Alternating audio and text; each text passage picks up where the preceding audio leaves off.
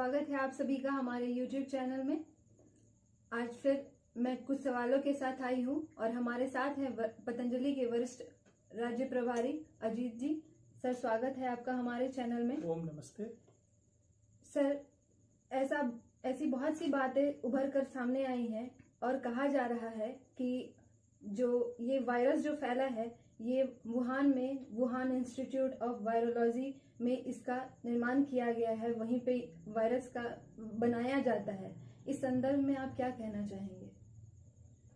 देखिए, आपने जो ये प्रश्न किया है कि मैं क्या कहना चाहूंगा, बात करें कि अगर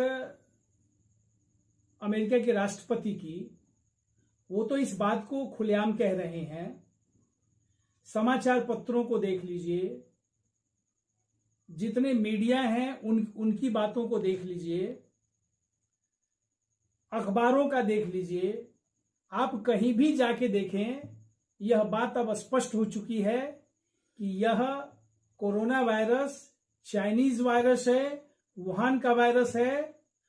और इस बात को मैं तथ्य आधारित कह सकता हूं। मैं तथ्य आधारित इसलिए कह रहा हूं कि मैं दो तीन प्रश्न के जवाब में मैं कुछ प्रश्न रखना चाहूंगा। पहली बात कि अगर ये वायरोलॉजी इंस्टीट्यूट में अगर ये चमगादड़ से या अन्य किसी जीव से अगर ये वायरस परीक्षण के क्रम में अगर सामने आया, तो चीन क्यों नहीं तैयार हो रहा है अमेरिका के कहने पर या विश्व के अन्य देशों पे कहने के लिए कि अपने उस लैब का एक बार निरीक्षण विश्व स्तर पर विश्व के वैज्ञानिक करें। मैं आपको बताना चाहूंगा कि ये वुहान में जो ये लैब है वो जमीन के लगभग 2-2.5 किलोमीटर जमीन के अंदर है। और इसके जो प्रथम दृष्टांत डॉक्टर ली और डॉक्टर फेना, दो हमारे चीन के उस समय इस वायरस के परीक्षण, और उनकी पूरी 8-10 लोगों की टीम थी परीक्षण करने में, वो लोग एक एक करके मरते चले गए और गायब हो गए। और आज के तिथि में, चूंकि ये कोई चीन के तरफ से कोई आधिकारिक सूचना नहीं है, फिर भी विश्व के अलग अलग देश अलग अलग अपने इंटेलिजेंस और अलग अलग खुफिया विभाग के माध्यम से उनको सूचना मिल रही है कि वुहान में यह जो लैब है वो ध्वस्त कर दिया गया, चीन के द्वारा तोड़ दिया गया, उड़ा दिया गया बम से। और आज ये स्थिति ये है कि अगर नवंबर महीने से इस वायरस के बारे में चीन परिचित हो चुका था, मुझे जहां तक जानकारी है कि ये लगभग दिसंबर में हजारों की संख्या में वहां दुर्घटनाएं हो चुकी थी, लोग मर चुके थे। उसके बाद भी चीन इस बात को कतई बताने को तैयार नहीं हुआ कि यह वायरस मैन टू मैन फैलता है या इससे कोई व्यक्ति को नुकसान है। जबकि मेरे संज्ञान में जहां तक पता है कि ये 15 जनवरी का वो इंतजार कर रहा था, चूंकि 15 जनवरी के समय चीन में नए वर्ष के रूप में स्वागत होता है और वहां लगभग 2 से 3 हफ्ते तक वहां संस्थानें बंद रहती हैं, लोग छुट्टियां मनाते हैं। खुद लोग चीन में जाते हैं छुट्टियां मनाने और चीन के लोग बाहर जाते हैं। तो मुझे लगता है कि ये 15 जनवरी तक इस बात का इंतजार किया जा रहा था कि ये 15 जनवरी बीते और लोग यहां से जाएं और पूरे दुनिया में इस वायरस को फैलाएं, तब जाकर के इसको जो है विश्व व्यापक जो है महामारी के रूप में इसकी घोषणा की जाएगी। और ये पूरा जनवरी, फरवरी, मार्च में जाकर के, मैं तो कहूंगा कि न केवल चीन की बल्कि चीन के साथ जो टुड्रोज जो हैं वहां WHO के जो प्रमुख हैं, टुड्रोज और शी जिनपिंग, दोनों की मिली भगत है। और आज पूरा विश्व इस वायरस से त्राहिमाम कर रहा है।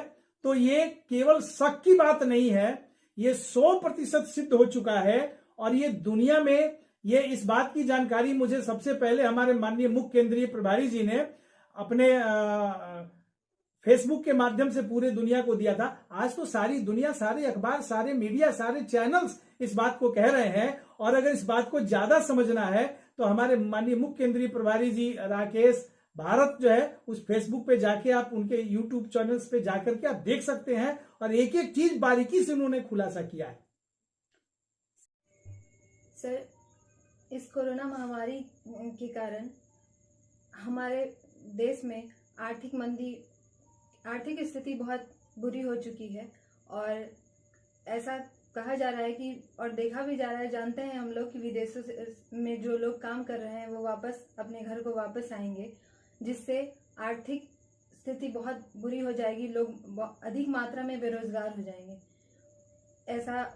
और इस पे बहुत सारे मीडिया के लोग, वरिष्ठ पत्रकार प्रसून वाजपेयी जी कह रहे हैं कि इसके ऊपर सरकार ने किसी भी तरह का कोई काम नहीं किया है, किसी तरह का कोई ब्लूप्रिंट नहीं बना कर रखा है। तो इस संदर्भ में आप क्या कहना चाहेंगे?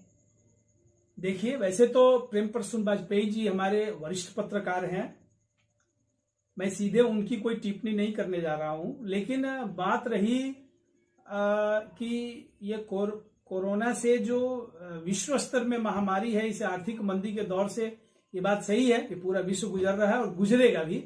लेकिन जहां तक देश में बेरोजगारी उत्पन्न हो जाएगी और जो लोग विदेशों में रह रहे हैं वो लोग यहां आकर के बहुत बड़ा कोई सिस्टम को बिगाड़ने वाले हैं, इस बात को मैं स्वीकार नहीं करता हूं।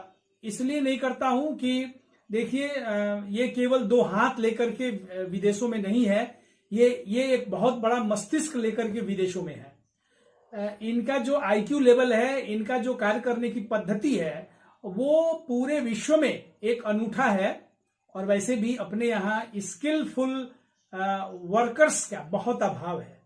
तो ये अपना जो स्किल जो विदेशों में ये जो लाभ हो रहा है, वो जब अगर वैसे होने नहीं जा रहा है, फिर भी अगर हो जाता है तो मुझे लगता है भारत के लिए बहुत अच्छा अवसर है, क्योंकि उनके मस्तिष्क का प्रयोग होगा भारत में और उनके धन का प्रयोग होगा, उनके ज्ञान का प्रयोग होगा। और वो जो हमारा पूरा विश्व, जैसे आजकल जितने भी जीनियस बच्चे हैं, वो IIT कंप्लीट करके जो IITians हैं, हमारे टॉपर्स हैं, वो सारे लोग तो विदेश चले जाते हैं, भारत को लाभ नहीं मिलता इसका। तो अगर वो वास्तव में अगर वापस आते हैं, जैसा आप बता रही हैं, मुझे तो उतना संज्ञान में नहीं है, अगर वो आ रहे हैं तो मुझे लगता है कि ये बड़ी बात हो जाएगी और भारत के लिए खुशखबरी है। ये दुख के क्षण में खुशखबरी है, क्योंकि वो अपने साथ एक अच्छा मस्तिष्क लेकर आएंगे, अपने साथ इंफ्रास्ट्रक्चर लेकर आएंगे, अपने साथ वो अर्थ लेकर आएंगे, अपने साथ वो ज्ञान विज्ञान लेकर आएंगे, और जो भारत के लिए बहुत, भारत में अभाव है इसका, तो स्किलफुल लेबर आएंगे, नॉलेज आएगा, तो निश्चित रूप से हमारा जो देश है वो इसकी जो इकोनॉमिकल जो ग्रो है वो काफी बढ़ेगा और विश्व स्तर पर भारत एक बार विश्व गुरु बनेगा, ऐसा मुझे लगता है। उनके आने से मुझे कोई नुकसान नहीं लग रहा है, नहीं दिख रहा है। जी सर, एक सवाल और था, आप पतंजलि से जुड़े हैं, स्वामी जी पर यह हमेशा आरोप लगाया गया है और अभी के चलन में स्वामी जी कुछ ज्यादा ही उभरे हुए हैं, जिसमें कुछ लोग ऐसे हैं जो टिप्पणियां करते हैं कि स्वामी जी योग कम और व्यापार ज्यादा करते हैं। तो इस पर आप क्या कहना चाहेंगे? देखिए, कुछ लोगों की मानसिकता होती है कि वो कुछ आसुरी प्रवृत्ति के लोग रहते हैं जिनका काम ही है टीका टिप्पणी करना। देखिए, देश में एक मानसिकता है और ये पूर्वाग्रह से ग्रसित है कि हमारे सन्यासी कैसे, हमारे देश में साधु कैसे, जो कमंडल लेकर के द्वारे द्वारे जाए, भीख मांगे, भिक्षाटन करे और फिर अपना जीवन यापन करे। क्या वो सन्यासी हैं? वो सब संत हैं? एक अपने समाज में एक ये कुरीतियां थी पहले कि कोई विधवा हो गया तो वो सफेद साड़ी में ही दिखेगी तो ही विधवा मानी जाएगी। देखिए, इस तरह की मानसिकताएं ये समाज में कार्य करती हैं। बात रह गई कि एक सन्यासी जो केवल भिक्षाटन कर सकता था, वो आज पूरी दुनिया को एक नई दिशा दे रहा है, एक गति दे रहा है, ज्ञान का, विज्ञान का, उत्पादन का, देश की आर्थिक संपन्नता का, और देश का गौरव का, तो ये एक बड़ी बात होती है। और जहां तक व्यापार की बात है, तो व्यापार करना बुरी चीज तो है नहीं। अगर बुरी चीज है तो सारा विश्व व्यापार करता है, बुरी चीज है। और अगर एक सन्यासी खुद काम करता है 24 घंटे, वो एक जत्था तैयार किया है अलग अलग संगठन के रूप में, और पूरा जत्था, पूरा संगठन 24 घंटे में खुद 17-18 घंटा काम करके देश की उत्पादकता को बढ़ा करके पूरे देशों में एक ज्ञान का, मैं एक बात कहना चाहता हूं कि आज तक आयुर्वेद के नाम पर जो देश में एक भ्रम था कि आयुर्वेद में कोई क्रोनिक डिजीज का कोई इलाज नहीं है, और अपने भारत में, मैं सरकार से लेकर गैर सरकारी तक की बात कर रहा हूं, एक भी कोई रिसर्च इंस्टीट्यूट नहीं था आयुर्वेद में। एक सन्यासी ने बिना किसी गैर एजेंसीज के सहयोग के वो करोड़ों रुपए का, लगभग सैकड़ों करोड़ रुपए का अगर कोई रिसर्च इंस्टीट्यूट डालता है और भिक्षाटन करके एक स्वदेशी के संकल्पना के साथ अगर ये कार्य करता है, तो मुझे लगता है ये व्यापार की श्रेणी में तो नहीं आएगा, ये पुरुषार्थ की श्रेणी में आएगा। और आज श्रद्धेय स्वामी जी ने बड़े बड़े संकल्प पूरे कर रहे हैं।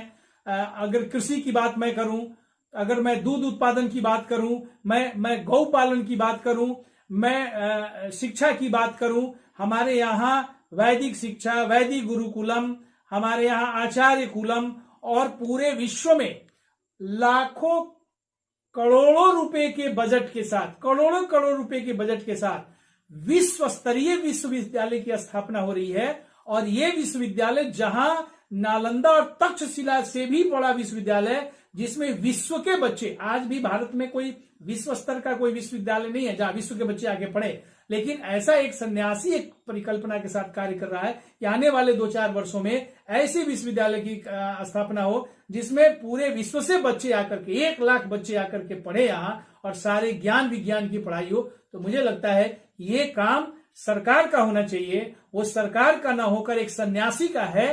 तो ये व्यापार नहीं, ये जगत निर्माण का कार्य हो रहा है, विश्व निर्माण का कार्य हो रहा है, और ये भारत में हो रहा है और एक संत कर रहा है। ये गौरव की बात है। बहुत बहुत धन्यवाद सर आपका। मैं फिर वापस आऊंगी कुछ नए सवालों के साथ। अगर आपके पास भी कुछ ऐसे सवाल हो तो हमारे कमेंट सेक्शन में जाकर कमेंट करें, हमारे चैनल को लाइक करें, सब्सक्राइब करें और बेल आइकन को दबाना ना भूलें, ताकि हमारी अपडेट सबसे पहले आपके पास जाए। धन्यवाद।